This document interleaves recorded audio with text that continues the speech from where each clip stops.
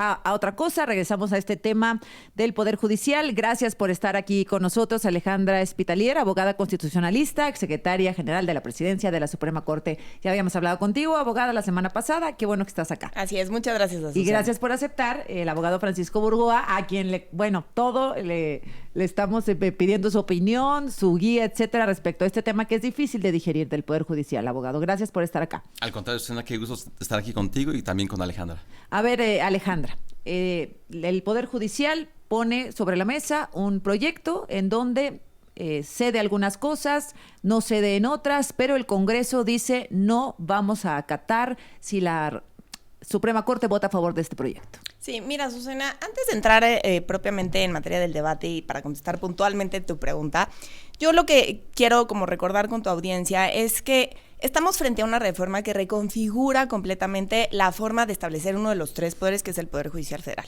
Y en ese sentido, en esta reconfiguración, pues evidentemente va a haber gente que no esté de acuerdo y va a haber opiniones diversas y puede ser que nunca nos pongamos en acuerdo en su totalidad, porque efectivamente, pues para eso está la pluralidad de opiniones.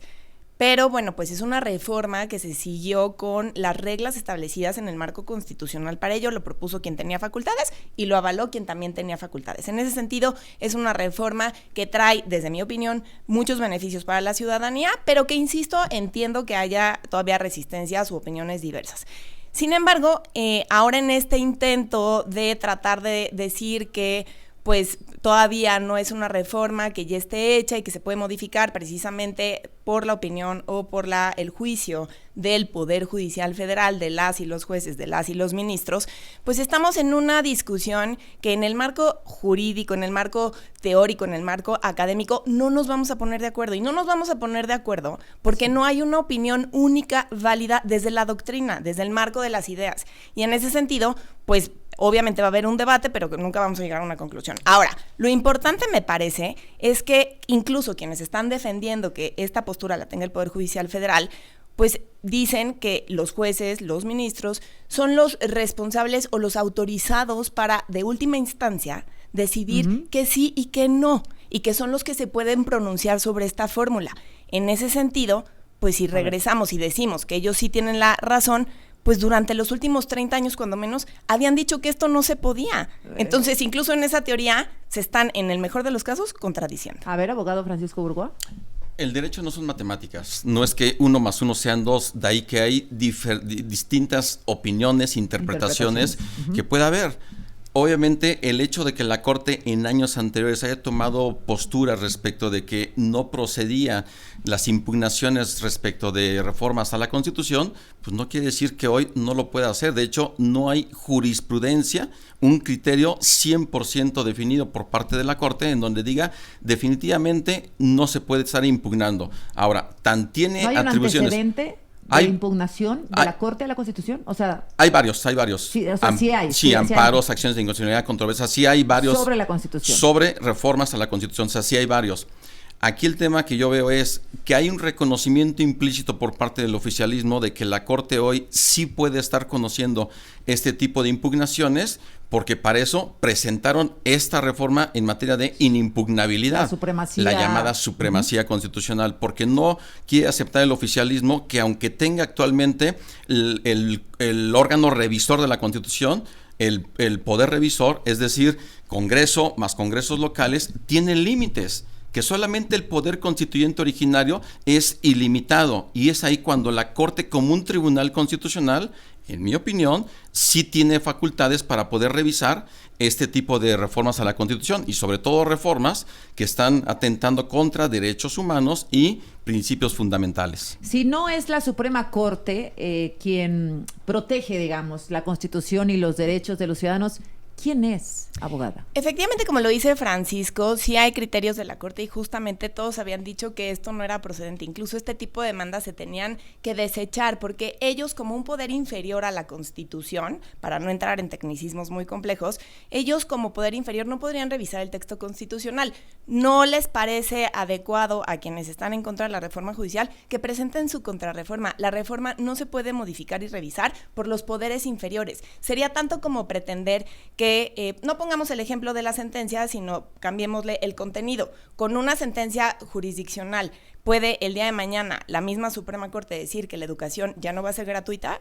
Pues evidentemente puede decir que no. que las mujeres ya no vamos a votar. Efectivamente. O un decreto de la presidenta que digan que no hay igualdad entre hombres y mujeres. Pues es que eso no lo pueden hacer porque están por debajo de la Constitución. Es una fórmula constitucional que nos protege a los y a las mexicanas. Entonces, si no están de acuerdo porque consideran que esta no era la reforma, que presenten su contrarreforma y que respeten los procesos constitucionales previstos para que esto no sea una realidad como pretenden, pero no a través de manipulaciones argumentativas que lo único que están poniendo en la narrativa es parecer como que hay un choque de trenes o una crisis constitucional, cuando en realidad están ejerciendo acciones fuera del marco de la ley. Abogado Francisco Cuando Burgoa. hablamos de manipulaciones argumentativas, yo veo esa manipulación del entonces presidente López Obrador hacia el Poder Judicial. Curiosamente, hay un antes y un después cuando la ministra Norma Piña asume la presidencia, porque antes, con el ministro Arturo Saldívar siendo presidente, todo era perfecto.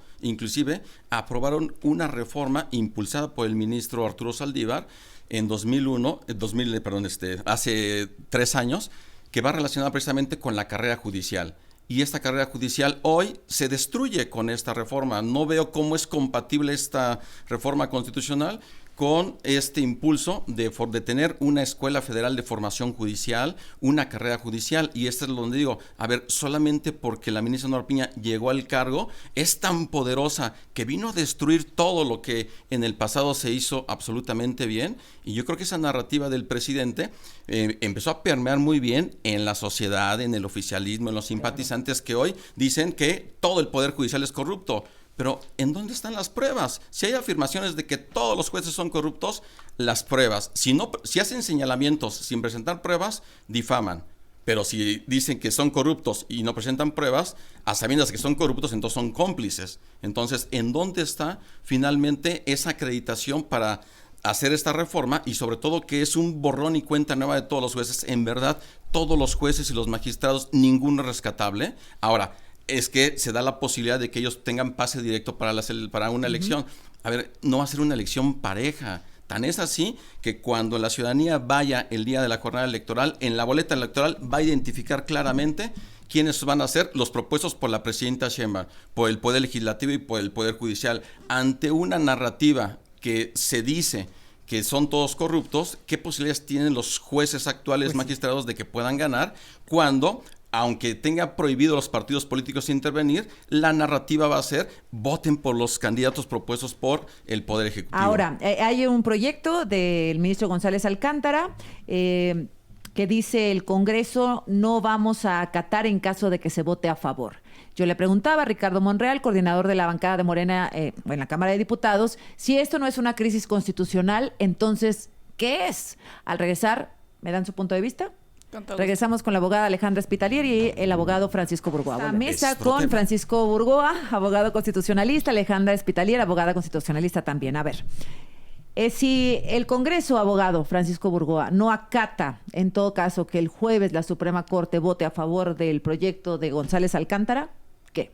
¿Ante qué vamos a estar si no es una crisis constitucional? Bueno, para mí es una crisis constitucional desde el momento en que jueces de amparo han dictado suspensiones y desde el lado del Ejecutivo y el Legislativo simplemente las ignoran. Se puede o no coincidir con los criterios, el derecho no es absoluto, pero para eso hay recursos para impugnar.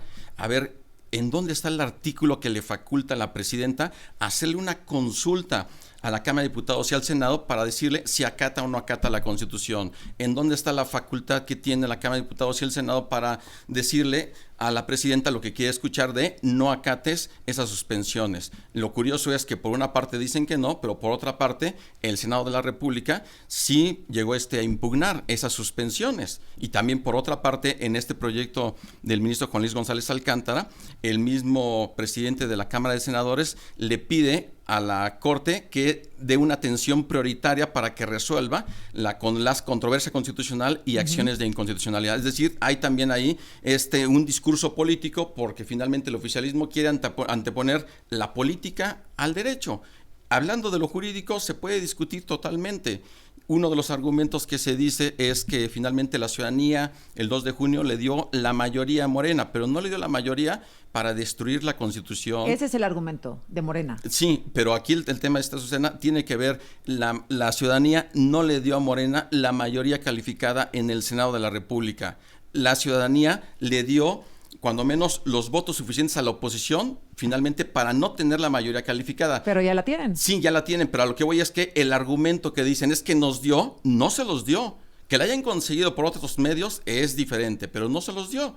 Entonces, estamos hablando de que la política es finalmente convencer a como dé lugar para tener los votos y hacer lo que quieran sin ningún límite, que es finalmente lo que quieren. Abogada, ¿es suficiente el argumento de las mayorías?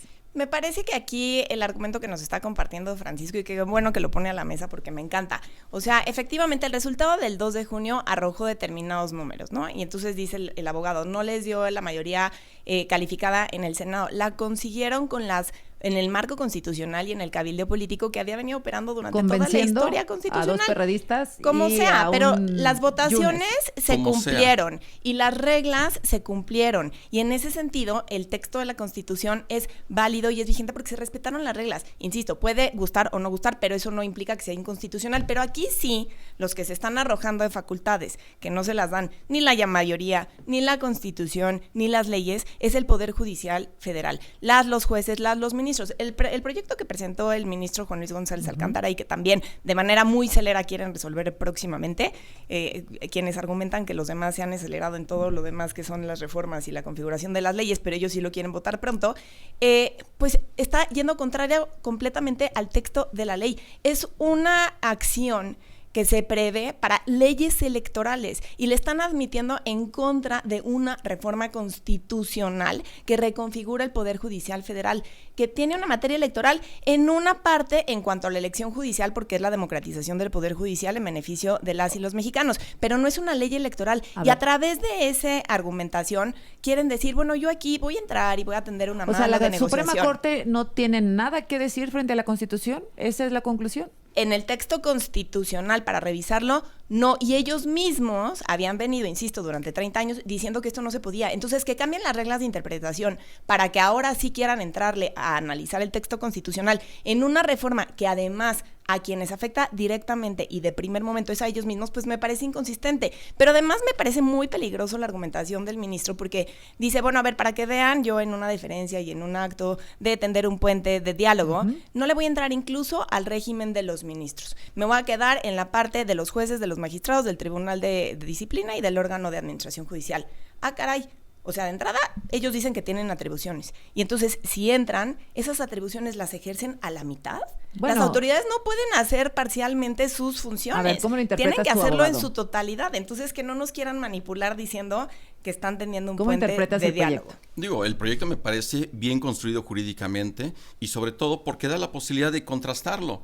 La opinión de la abogada Alejandra Spitalier, digo, es una opinión entre otras muchas más, así como la mía. No hay una verdad absoluta, no considero que yo no tengo la verdad absoluta y ahí está el proyecto precisamente para la discusión pública y para la discusión con sus pares ministros de la Corte que va a ser el próximo jueves. ¿Que va a ser rápido? Bueno, sí, se amerita que sea rápido porque se resuelva lo más pronto posible. ¿Cuál va a ser el resultado? No lo sabemos, pero en el supuesto que se lleguen a conseguir los 8 votos, se declare la invalidez, pues no veo definitivamente al Poder Ejecutivo ni al Legislativo que le van a hacer caso. Y aquí el tema es, si tanto dice el oficialismo que los ministros, los jueces se exceden, ¿por qué entonces no ellos cumplen con lo que les corresponde de iniciarles juicio político? Porque se quieren ver mesurados, pues entonces están siendo cómplices el oficialismo de no hacer nada en contra de ellos. Ahora, si no acatan, porque los ciudadanos solamente escuchamos crisis constitucional, encontronazo de poderes, etcétera. Si no acata el Congreso, suponiendo que se vaya a aprobar este proyecto el jueves, si no acata, ¿qué? O sea, ¿dónde lo vamos a ver nosotros, los ciudadanos? ¿Qué va a pasar? Honestamente, no podemos hablar de acatar. Para acatar debe de haber una resolución que sea válida y que sea legítima.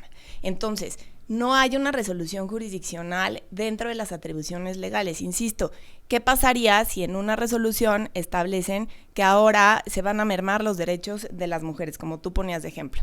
¿Esa la tenemos que acatar?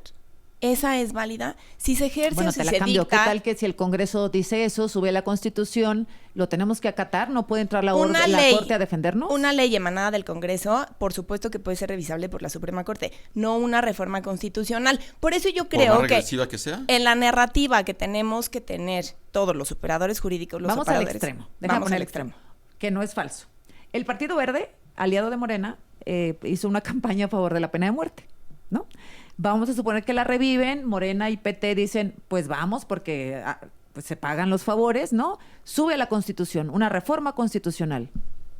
Sí, esta narrativa de los ejemplos no es falso, de los extremos no es falso. porque Sí lo no, por propusieron. El ministro supuesto. Arturo Saldívar defendía también esa parte. Sí, en su postura como ministro, pero ahorita es como la postura que tú dices que los ministros pueden tener, pero nunca alcanzó la mayoría de tal forma que fuera un precedente obligatorio y vinculante para que estableciera que la Corte sí podía revisar. Pero bueno, insisto, a ver, vámonos a los extremos. O sea, este ejercicio narrativo y argumentativo de los extremos nos puede llevar a lugares vacíos. Bueno, pero sí existió la propuesta del Partido Verde. Pero no fue texto constitucional. ¿Por qué? Porque prevé un mecanismo que nos protege, insisto, a las y los mexicanos. Si llegamos a ese supuesto, va a haber una revuelta social y evidentemente ahí es donde está el poder constituyente original. El pueblo se va a levantar, es como si se previera la esclavitud. Pues evidentemente es que no lo va a permitir la estructura nacional.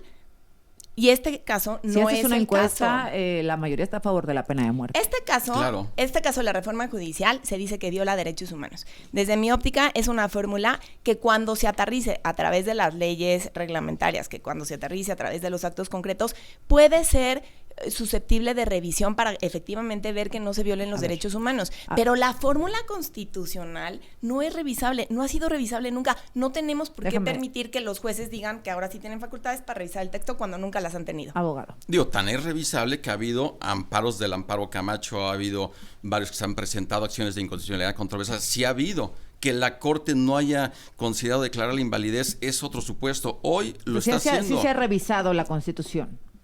Ha discutido. Y las acciones de inconstitucionalidad, el amparo Camacho no ha discutido, no digo llegar a un punto más. Mira. Pero de que ha admitido la discusión, ahí ha estado. Y tan es así que hoy el oficialismo reconoce implícitamente que la Corte sí tiene esas facultades, que por eso quiere llevar a cabo esta reforma de la inimpugnabilidad.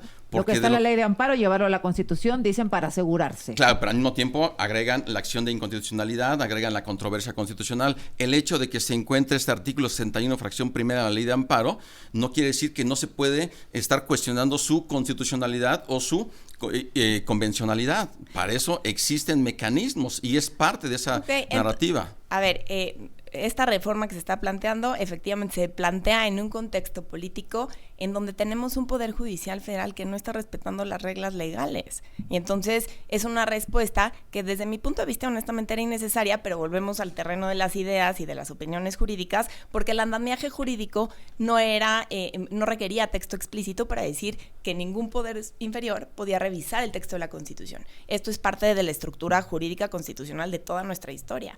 Y entonces no era necesario, lo están poniendo en el texto para aclarar las reglas del juego y para que verdaderamente ya no exista un margen de lo opinable. Pero honestamente no es que estén yendo en contra de los criterios ni interpretativos de la Corte, ni de los criterios legales. Ahora, estos precedentes de los que hablas, Francisco, seamos sinceros, o sea, en estos 30 años, desde la reforma del 94, que también se reformó el Poder Judicial Federal y que nunca nadie dijo que se revisó, ni que se analizara el texto de esa reforma. El Poder Judicial en el siglo XX estaba supeditado, subordinado al Poder Ejecutivo. La reforma del 94 era necesaria y del 94 a la fecha realmente es un Poder Judicial que había ido manteniendo una independencia. Vayámonos a la parte de los precedentes de los que hablabas. Pero el comentario que quiere hacer del 94, yo creo que esa reforma sí es importantísima. En el terreno de lo opinable. Bueno, en claro, fin. También en los terrenos de lo opinable es todo lo que estás comentando. Estos precedentes del Poder Judicial es Federal exactamente lo que estamos viendo. Han ido durante 30 años, como tú bien no me podrás dejar mentir, han ido estableciendo algunos supuestos en donde entraban y después modificaban el criterio. Y volvían a modificar la votación. En fin, el punto es que no hay un criterio y una jurisprudencia vinculante, obligatoria, textual y clara que permita al Poder Judicial Federal, jueces, juezas, magistrados, ministros, revisar el texto de la Constitución. También a la inversa, Permitirlo tampoco no ahora en una reforma que los afecta O sea, a ellos, no hay- me parece insostenible. No hay un artículo que avale que la Suprema Corte pueda revisar textos de la Constitución. Ni sus propios criterios. O sea, ellos mismos se habían autolimitado. A ver, tengo 20 segundos. Pero abogado. esos criterios no son definitivos, también a la inversa, tan la Corte como Tribunal Constitucional y atendiendo el artículo primero constitucional, claro que puede estar revisando. En un caso esas que les reformas. afecta a ellos, en donde A además ver, están violando la Corte se imparcialidad. está autoconteniendo para que en el caso de los ministros simplemente no se toquen. Vamos y todo al lo corte, demás sí. regresamos O con sea, la conclusión. ejercen sus facultades a la mitad. Cerramos esta primera conversación, ojalá que de algunas otras en este contexto de la reforma al Poder Judicial. Alejandra Espitalier. Muchas gracias, Susana. Pues mira, yo creo que me gustaría que la narrativa fuera mucho más clara y que no se confundiera a la ciudadanía. Esta supuesta crisis constitucional no se puede dar si uno de los tres poderes está ejerciendo fuera de las atribuciones constitucionales y legales una pretendida resistencia. Y en ese sentido, yo hago votos para que todos los operadores jurídicos, políticos, pero también académicos y líderes de opinión entendamos que esta texto ya es constitución, la reforma es constitucional, se está implementando y que más bien pongamos votos y pongamos los ojos y exijamos resultados en la implementación de la reforma, en las leyes secundarias, en la integración de los comités de evaluación, en que verdaderamente lleguen buenos perfiles a estas boletas para que tengamos un poder judicial idóneo, que tengamos una buena impartición de justicia y que por primera vez efectivamente la justicia y la justicia social llegue a cancha de las y los ciudadanos, que es lo que busca la reforma. Gracias, abogada. Abogado. Se Francisco necesita Urbo. una reforma al Poder Judicial, sí, pero sobre todo una reforma en materia de justicia, y esta reforma definitivamente no es la que nos va a garantizar tener tribunales competentes que nos puedan garantizar una justicia pronta, completa e imparcial. El hecho de que sean electos por el voto popular no va a garantizar que lleguen los mejores perfiles. Los comités de evaluación van a ser los filtros importantísimos para que ellos puedan estar revisando, pero ahí es donde se va a ver realmente el primer filtro, pero no se garantiza en lo absoluto que lleguen perfiles que puedan ser independientes, y esta es la parte, digamos, preocupante, y lo vamos a empezar a ver con los candidatos que lleguen, que van a ser cercanos al oficialismo, cercanos a Morena, y entonces finalmente los jueces se van a deber más al voto popular, más al pueblo, cuando su defensa tiene que ser a la propia Constitución. Gracias, abogado Francisco Burgoa. Gracias, abogada Alejandra Espitalier. Gracias a los dos por aceptar venir acá. Muchas Con todo gracias gusto. a ustedes. Gracias. Encantada. Gracias. Buenos días.